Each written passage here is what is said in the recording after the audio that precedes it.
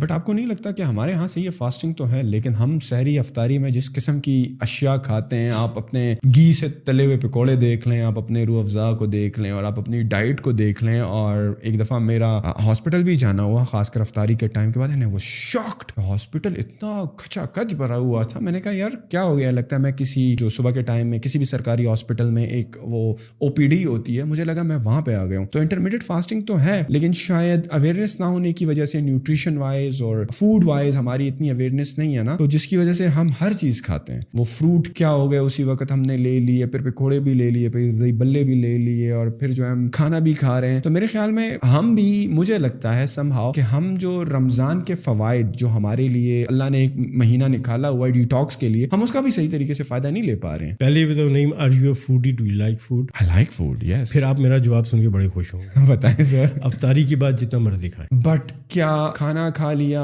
For example آپ نے دہی بلی بھی کھا لیے، پکوڑے بھی کھا لیے، فروٹ، یہ سارا مکس کر کے کھا سکتے ہیں اور اوپر سے روح افزا بھی 3 گلاس پی لیں؟ بالکل پی لیں. نہ کریں سر. لیکن جب آپ کا پیٹ بھر جائے تو پھر مزید نہ کھائیں، بلکہ اگر ہلکی سی بھوک رہتی ہے تو ہاتھ روک لیں. یہی تو سب سے مشکل کام ہے کہ جب جو ہے آپ کو لگے کہ آپ کا پیٹ بھر گیا ہے، اس وقت ہی پتہ نہیں سماؤ آپ کو مزہ کیوں آنے لگتا ہے کہ ابھی میں نے اور بھی کھانا ہے. اس کا بھی علاج ہے. پہلے آپ کو یہ بتاؤں کہ ایک سائنٹیفک ریسرچ ہوئی جس میں روزے داروں کے بلڈ سیمپل لیے گئے، خاص طور پہ مسلمان روزے داروں کے جو رمضان میں روزے رکھ رہے تھے. تو انہیں پتہ چلا کہ افطاری کے وقت ان لوگوں کی بلڈ اسٹریم میں ایسے کیمیکل پائے جاتے ہیں جو کینسر کو ختم کرتے ہیں اور کنٹرول کرتے ہیں. اس کے علاوہ باقی ڈیزیزز کو بھی کنٹرول کرنے میں مدد دیتے ہیں. انہوں نے کمپیئر کیا ان کے بلڈ سیمپل کو ان لوگوں کے سیمپل سے جو روزہ نہیں رکھ رہے تھے لیکن کم کھا رہے تھے. تو پتہ یہ چلا کہ جو لوگ روزہ نہیں رکھتے اور کم کھاتے ہیں ان کے اندر یہ اچھے کیمیکل اتنے نہیں بنتے جتنے روزے دار میں بنتے ہیں، بے شک کہ وہ زیادہ کھائے. So calorie restriction was not an important factor, بلکہ کھانے میں gap was the biggest factor. جب آپ کھانا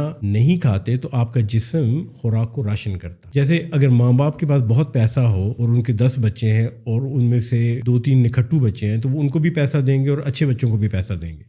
سب کی تعلیم پہ، تربیت پہ، گاڑیاں، کار، موبائل، ہر پہ پیسہ خرچ کریں گے کیونکہ پیسہ ہے، اور بچوں کو وہ امید رکھیں گے کہ بچے ٹھیک ہو جائیں گے and they will start behaving themselves. لیکن اگر پیسہ کم ہے تو جو بچہ کام نہیں کر رہا یا جو بچہ غلط راستے پہ چل گیا ہے تو اس کو کم پیسہ دیا جائے گا یا نہیں دیا جائے گا. اسے کہا جائے گا بھائی پیسے نہیں ہیں، تم you have to look at your life and sort it out. Body بھی یہی کرتی ہے. جب آپ کے پاس بہت زیادہ خوراک ہو تو وہ اچھے سیل کو بھی خوراک دے رہی ہے اور کینسر سیل کو بھی خوراک دے رہی ہے، اور ساتھ کینسر سیل کو کہہ رہی ہے اپنے آپ کو ٹھیک کر دو، تھوڑا اور ٹائم لے لو لیکن ٹھیک کر دو. جب آپ کی جسم میں خوراک کم ہوتی ہے تو جو سیل کام کر رہا ہے اس کو تو تنخواہ خوراک دی جاتی ہے، جو کینسر سیل کام نہیں کر رہا اس کو کہا جاتا ہے یا تو ٹھیک ہو جاؤ یا ختم ہو جاؤ، بھوکے مرو. تو فاسٹنگ میں سب سے امپورٹنٹ فیکٹر ہے کھانے کا نہ ہونا، گیپ. اس کے بعد اگر آپ زیادہ کھا بھی لیں تو اتنا نقصان دہ نہیں ہے. میں آپ کی بات سے متفق ہوں کہ اوور ایٹ نہیں کرنا چاہیے، اور جو بھی کھائیں ہیلدی کھانا چاہیے. اور اس کا ایک آسان طریقہ یہ ہے کہ کھانا کھانے سے پہلے آپ پھل کھا لیں، سبزیاں کھا لیں، آپ کا پیٹ بھر جاتا ہے. اس کے بعد آپ جتنا بھی چاہیں آپ زیادہ کھانا نہیں کھا سکتے، اوور ایٹ نہیں کر سکتے. اگر آپ کے ساتھ نہاری کی 2 پلیٹیں پڑی ہیں تو آپ 1 پلیٹ ہی کھائیں گے کیونکہ آپ نے 1 سیب اور 2 کیلے پہلے کھا لیے تھے. That is the best way. دوسرا، فروٹس اور ویجیٹیبلس کے اندر اینٹی آکسیڈنٹس ہیں جو ٹاکسنس کو نیوٹرلائز کرتے ہیں. ہر زہر کا تریاک ہے ان کے اندر. خوراک کے اندر جو زہر پایا جاتا ہے اس کا تریاک ہے. تو آپ پہلے فروٹ اور ویجیٹیبل کھا لیں، سبزیاں اور پھل کھا لیں. اس کے بعد جو آپ خوراک کھا رہے ہیں اس کے اندر کوئی زہریلا مواد ہے تو پھل اور سبزیوں کے اینٹی آکسیڈنٹ اس کو نیوٹرلائز کر دیں گے، ختم کر دیں گے. لیکن اگر آپ نے پہلے زہریلی خوراک کھا لی اور اس کے بعد اس کا تریاک اینٹیڈوٹ کھایا تو وہ بیچارہ اسے چیز ہی کرتا رہے گا، اور آپ کا معدہ اور جگر